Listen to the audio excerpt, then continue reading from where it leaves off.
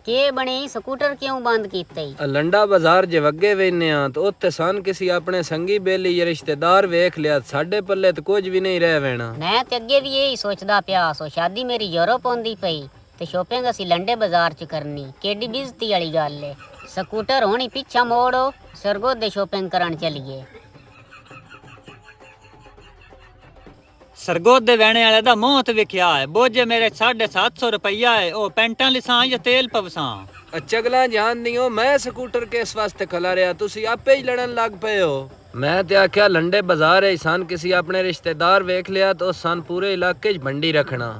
आज अपने मोजमाबाद यूसुफ खोजे दी दुकान है उस सन 750 पूरा अंग्रेज बना छड़ना।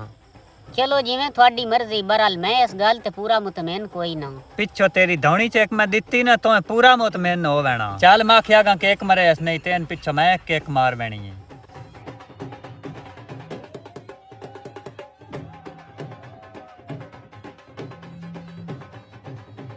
माखा दुकान ते चंगी वेची ले आया अल्लाह कोई नेक सबब बनी सी।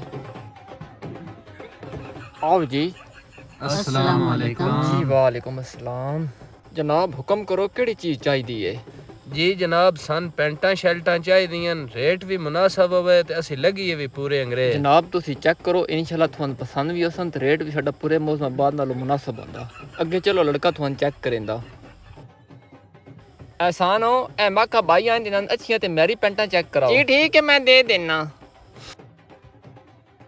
जी हुन तुहानू ची केड़े साइज चेक कराइए? भाई सहजा सूजां दा सन नहीं पता सन पेंटा शर्टां इंजियां दे सन होन भी पूरियां ते असी लगी भी पूरे अंग्रेज। भाईजान रेट मुनासिब होवे तैन रेटां दी पई हुई एक बारी वेखण ते दे। बंदे दे पुत्र बनो इत्थे तमाशा ना विखाओ घर वाई लड़ लव्या है भाई तू सन पेंटा विखा। जी ठीक है भाई नादियां बाद विच कड्डी पैड़ मेरी काट दो। टेंशन ना ले मैं तेरी ढूंढदा पिया। टाइगर साहब है तुहानू साइज पूरा आवे सी? हाँ ये पैंट तो मैं पा लई ते शर्ट पाने दी मैनूं लोड़ ही कोई नहीं। खुदा दे बंदे जेड़ी ये पैंट विखाई ये मैनू भी वड्डी कोई अकल नु हाथ मार। पुराने अंजे वक्त न पियो या मेरे साइज दा कच्चा ढूंढे ना ओ फिट पूरा होना। टाइगर साहब थोड़ा साइज पूरा हो गया हुन भाई थोड़ा साइज ढूंढना है। हां और को काट सही अल्लाह करे तो लभ जावे सही। भाई जान को भड़ोले दा उछड़ा पिए ओ इसनो फिट पूरा होना। तैन मैं दोबारा मार के उत्तर डब्बे तोन छड़ना जट एक दंदा थले नु जे बंदी। ए यार लड़ा नहीं ना ए निक्के दा साइज ए भाई थोड़ा हो गया है हुन ए रहंदे नो। पता नहीं ये जा लोग की तो आ गए। मां क्या एदी पैंट लेके भी के करनी वेखणो ना मैन होना उंजे दे खर्चे ही करना।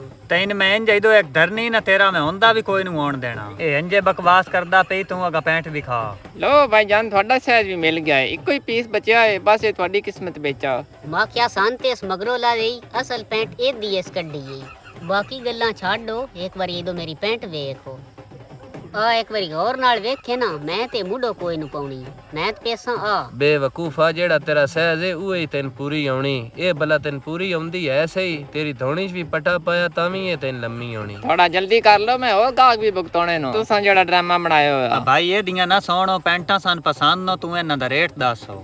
ए 200 है ए 1500 है इस दा 2000 है टोटल 3700 बनदा तुसी 3500 दे दियो। मां क्या चंगी सस्ती दुकान ते ले आया हूं। भाई पेंटां ते असी त्रेवे लेणियां पर रेट कोई मुनासिब करो। फाइनल 3000 रुपया दे छड्डो इस तो घट 1 रुपया नहीं होना। हला ठीक है असी सलाह कर लईए। सलाह करने वास्ते तेज बुला देगी मैं पूरी दुकान का सौदा करूंगा। मेरे बोझे सिर्फ 750 रुपया तो 3000 मंगी खड़ा। हुण बात की करिए करना के हुण कोई उसनु दा ला के तो उस तो चूक छुड़ाइए जे हुण उसनु डायरेक्ट ना कीती तो सन इना बुरशा नाल मारना। मुंह सोना ना बुरशा नाल मारना ना। माख्या ज्यों जानदा है चुप करा उन जैसा मरीना या नहीं मरीना इस सान जरूर मराना। ओए बक बक बंद करो मैं कोई उन पलता लेना। अच्छा भाईजान पेंटां ते सन पसंद आ गई हैं लेकिन असी अगो थोड़ी जी शॉपिंग कीती ले आवी ते वापसी लई भी सा। जी ठीक है कोई मसला नहीं मैं पैक कर छड़ेना। जी ठीक है असी 5 मिनटां गए 2 घंटियां च वापस आए। तर करया चगला मारनो तू भी नहीं रांदा। कोई नहीं थोन डांग लग गई। अगा ठो ठो मगर बवो तुण कोई बंदा पिछो न वेखे। क्यों होश फेर गया नहीं चाबी मेरे को पूरा महीना पा सट पवे गंबवो भी हौली चला अगो किसी दुकान न इत्थों एक पाउना। बारी निकलन दे पिछो किते दुकान वाला बात साथ मरेंदे।